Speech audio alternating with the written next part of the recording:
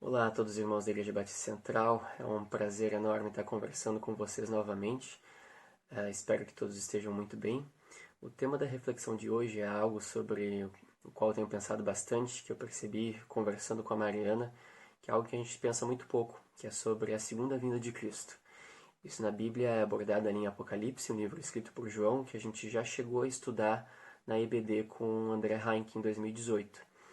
E chegou a ser tema, para aqueles que acompanham o BTD e o BTcast, chegou a ser tema de podcasts do Bibotalk. O livro de Apocalipse ele trata do conflito entre Deus e o diabo no contexto da nossa humanidade e das dificuldades que as igrejas passam nesses tempos de tribulação que a gente vive. E culmina no reinado de Cristo, na vinda de Cristo para instituir o reino dos salvos, né, e trazer o julgamento para aqueles que não creem em Deus. Então, é um livro que traz uma linguagem que a gente chama de profética e tem diversas linhas de interpretação, né, como a gente também já estudou. Então, além das linhas de interpretação que vem a linguagem de Apocalipse como mais ou menos literal, depois o início do livro trata de cartas a 7 igrejas, né, que demonstram dificuldades que cada uma dessas igrejas enfrentou no primeiro século. E depois disso, que começam as grandes variações de interpretação, né? Tem a vinda de Cristo e um reinado de um milênio de Cristo reinando. Né? E aí começam as divergências em relação a interpretações. Então, primeiro, em relação aos métodos de interpretação do Apocalipse, existem algumas escolas e, de acordo com a forma com que você interpreta as profecias bíblicas, vai ter uma visão que vai se encaixar melhor. Então, a primeira dessas 4 visões mais conhecidas é a visão futurista, né? Então, dos capítulos 4 ao capítulo 22, que são aqueles que abordam mais essa temática, na visão futurista, essas coisas ainda não aconteceram. Então, assim como não aconteceram no tempo de João, no primeiro século, elas ainda não teriam acontecido até o presente momento em que nós vivemos. Então, seria um tempo bem distante do tempo de João. Então, os futuristas eles podem ser um pouco mais extremados, né, que chegam a ser chamados de dispensacionalistas clássicos, que vêm as 7 igrejas no começo do livro, descritas ali, como 7 períodos de tempo. Pode ser também um pouco mais moderado, assumindo que essas igrejas existiram, que as cartas foram direcionadas a situações reais, vividas por essas igrejas ali no primeiro século, não são uma profecia, mas um exemplo, e que o restante das coisas viria a acontecer no futuro. A outra visão que existe é a visão chamada de preterista. Ela entende que as coisas descritas ali no livro de Apocalipse, elas teriam acontecido no primeiro século ou imediatamente após. Na época de João, com a destruição de Jerusalém, com a queda do Império Romano, algumas das profecias descritas no livro teriam já ocorrido. E o preterismo também, ele pode ser extremado, né? O preterismo extremado, chamado de full ou completo, ele não se encaixa muito bem com a nossa visão cristã de mundo, porque ele não assume uma segunda volta de Cristo. Ele interpreta que a vinda do Espírito Santo à Terra seria essa segunda vinda. E não faz sentido de acordo com o nosso entendimento de Bíblia. Já uma visão um pouco mais moderada entende que tudo já aconteceu do que está descrito ali em Apocalipse, menos o reinado de Cristo, menos a vinda, a segunda vinda dele, a partir de Apocalipse 20 ali, né?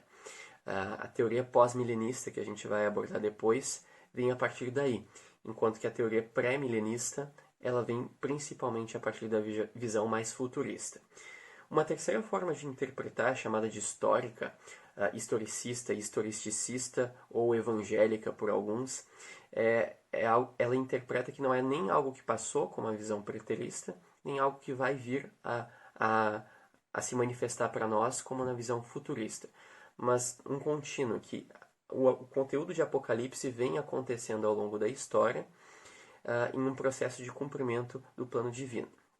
Então Lutero, por exemplo, ele tinha essa visão, ele até entendia que o anticristo descrito no livro de Apocalipse viria no futuro a ser o Papa da Igreja Católica Apostólica Romana. E por fim, a quarta e última visão é a visão chamada de idealista. A visão idealista, ela entende que a linguagem de Apocalipse é um pouco mais simbólica, que seriam verdades que se aplicam à nossa vida muito mais do que fatos objetivos claramente descritos na história. Então, essas 4 formas de interpretar as profecias bíblicas afetam em muito o entendimento do restante do livro. A partir daí, tendo em vista aquele milênio descrito em Apocalipse 20, tem as visões ou categorias relacionadas ao milênio, ou ao reino de Cristo. Os pré-milenistas, eles entendem que Cristo vai vir e se manifestar na sua segunda vinda anterior ao início desse milênio, ou seja, o milênio seria a contar da segunda volta de Cristo. Para eles, esse reino ainda não veio, ele pode para alguns já estar começando a se manifestar, mas majoritariamente o reino físico, o reinado de Cristo é literal, ele acontecerá ainda no futuro aqui na Terra. Essa visão pré-milenista é claramente associada a uma interpretação futurista, de acordo com aquelas categorias que eu mencionei antes. Dentro de pré-milenistas tem várias divisões. Então, dispensacionalistas são alguns deles, um pouco mais radicais com a temporização. Tem os pré-milenistas históricos, que também entendem que Jesus vai estabelecer um reino literal na Terra. Então, Apocalipse 20 seria literal, mas não com a categorização tão extremista quanto os dispensacionalistas fazem. A segunda categoria em relação ao milênio é chamada de pós-milenista. Então, ela entende que o reino de Cristo virá, ou seja, Cristo virá na sua segunda vinda, após a conclusão desse período, desse milênio.